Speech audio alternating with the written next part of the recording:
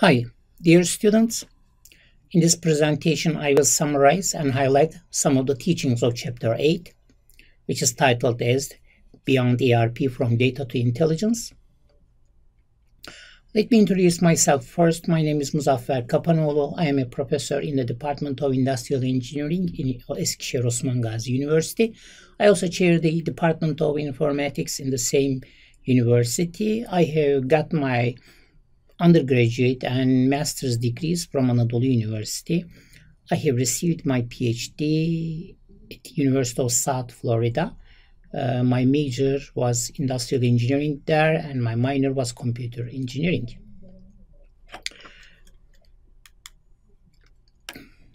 I would like to give you a brief overview of the chapter. You may watch this presentation as a supplementary material to the Chapter 8 of your textbook. My main purpose here is to empower your knowledge by teaching you some special purpose information systems as well as some security issues. In this lecture, I will briefly discuss the enterprise systems first. Then I will talk about business analytics. After that, we will go over the decision support systems. Finally, I will touch upon some risks, security, and ethical issues associated with information systems.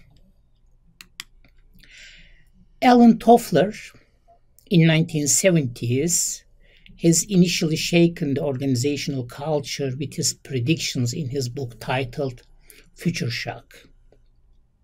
Then he continued his predictions in his two other books, The Third Wave and The Power Shift. Some of his predictions were flatter organizations, distributed decision-making, prevalence of knowledge workers. They are very typical of today's organizations, but not of 1970s organizations. He also coined the term, dubbed the term, information overload, which later became ubiquitous in describing the upcoming managerial challenge associated with so-called ocean of data.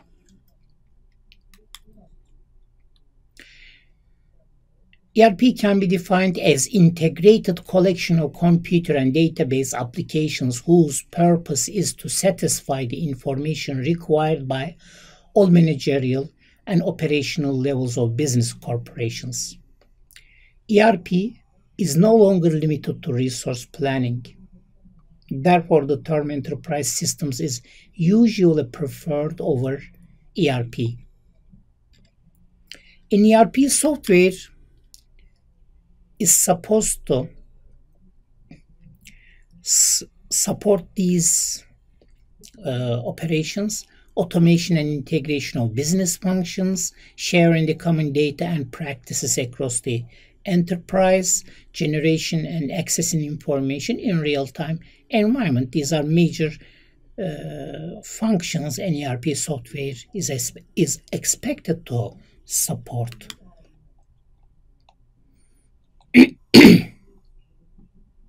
Enterprise systems in an extended version includes many functions associated with its context, such as enterprise information, enterprise resource planning, supply chain management, data warehouses, customer relations management, product lifecycle management, enterprise application integration, e-commerce, decision support systems, business intelligence, business analytics, organizational learning, and knowledge management. Therefore, an umbrella term required to represent this larger view of ERP, and enterprise systems refer to that broader view.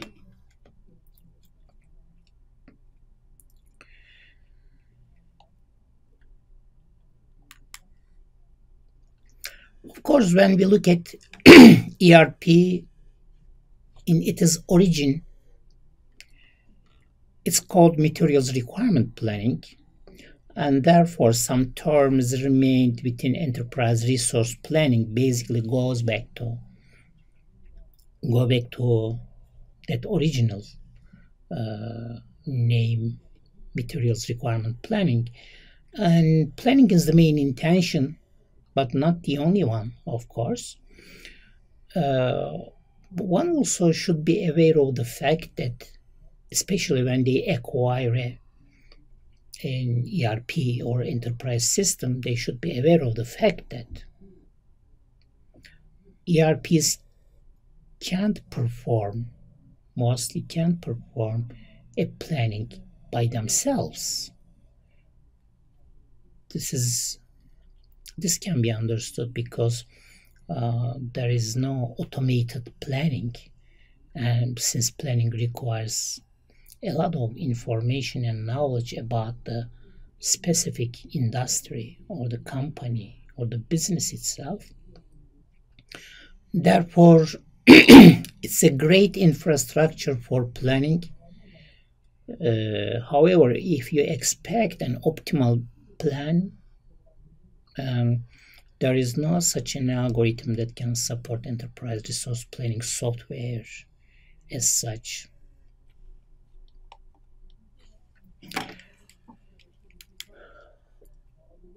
In discussing a ERP, we should briefly look into executive information systems in comparing enterprise information systems, which turn to be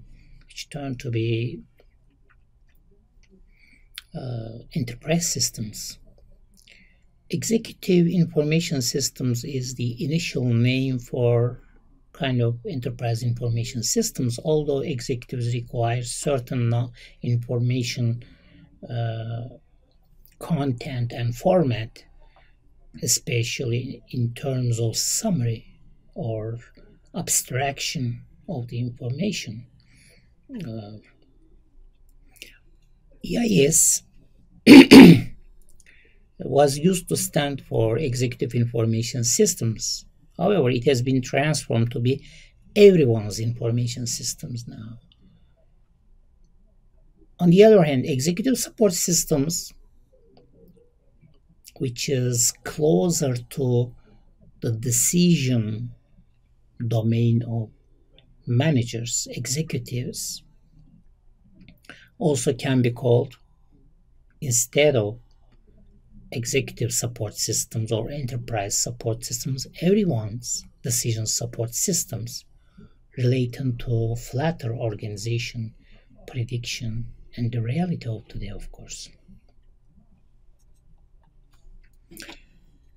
What do executives need? Of course, executives' need for information remains much more critical, and they are basically more timely information, faster and greater access to operational data, faster and greater access to corporate database, well summarized and well reported information, more and faster information on competition, and many more. Maybe relating to this flatter organization prediction and knowledge worker prediction and distributed decision-making predictions of Toffler, we can call this slide, what does everyone need in the business environment? Today, it's not only executives need, but also anyone who is dealing with managerial decisions need the same thing. How do enterprise systems affect the executive level decision making? Of course, they are effective communication, capability in discovering historic trends, betterment of planning and control, fewer and shorter meetings, improved decision quality. Enterprise systems support managers certain capabilities, with certain capabilities such as drill down, going into details, critical success factors to see how company is doing, analytics to look deep into the operations of the company, exception reporting, and information navigation.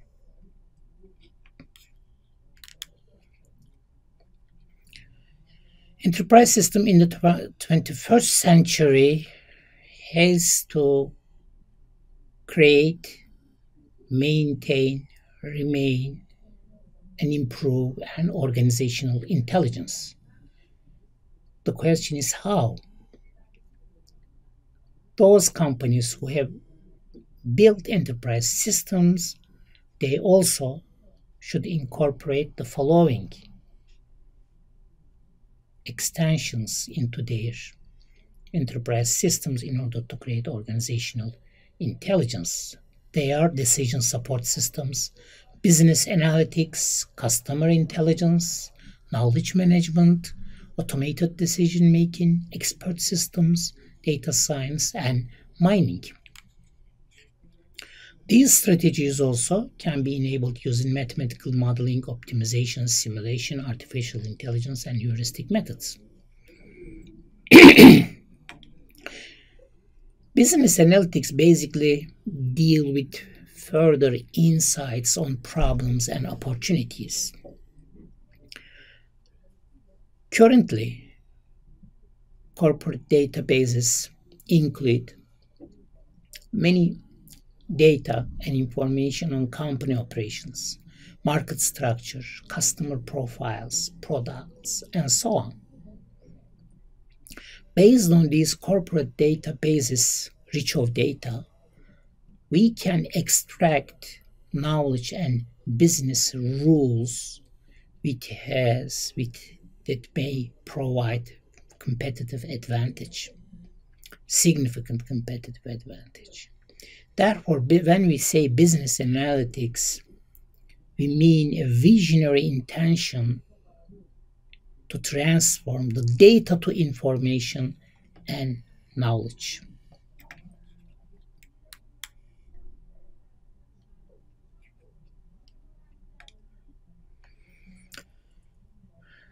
When we talk business analytics, there is a very close term that goes with business analytics together. It's business intelligence. Business intelligence basically is supposed to satisfy the demand for data and information. And in any content, any format, any time, and any place, by utilizing data warehouses and data marts. This is sole main clear area of business intelligence. ERP, of course, is a prerequisite for business intelligence and business analytics. Business intelligence is vital for business analytics and decision support systems.